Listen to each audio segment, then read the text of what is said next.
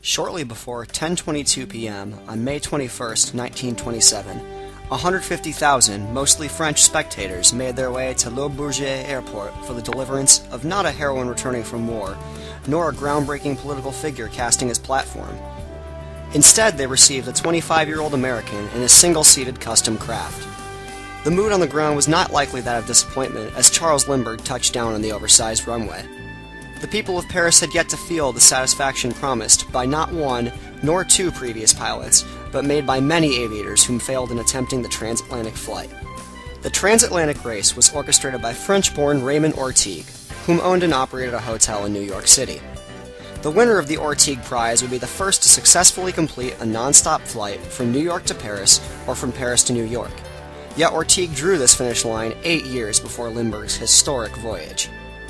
Modesty was the key to the extravagant accomplishment. What, however, is so modest about such a feat? Ortigue, probably unknowingly, foreshadowed the key to success. Surely the prize of $25,000 would carry enough leverage for those seeking glory through the 8 years of the race. But in fact, the first attempt ended in the disastrous crash of an $100,000 tri-engine plane piloted by France's most decorated World War I ace, René Fonck. The next year, Richard Byrd, a decorated American naval pilot, would be involved in a nose-over crash while testing his own $100,000 plane, built specifically for the New York to Paris flight. Conclusively, most planes that failed in reaching Ortigue's prize shared one major commonality. They were heavy, expensive, and mechanically sophisticated planes, often with 3 props or bi-wings to accommodate the vast amounts of fuel it would take to cross the Atlantic. The spirit of St. Louis was different. It relied on simplicity and speed. Furthermore, the pilot had already proven himself as a skilled pilot in the airmail industry, not on the battlefield. As a test run before the main voyage, Lindbergh flew his $10,000 single-engine, high-wing monoplane across the continent in a record time, prepping him for the daunting challenge that lay ahead.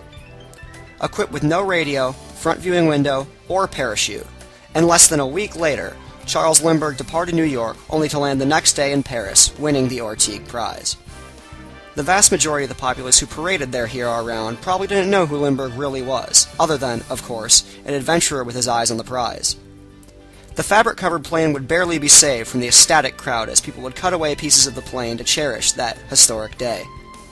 Lindbergh himself, not overly decorated before the flight, and in a far more modestly built plane, would complete the task with a $15,000 loan from a St. Louis bank, as well as with his own savings, demonstrating that bigger isn't always better, and sometimes modesty really can win the race.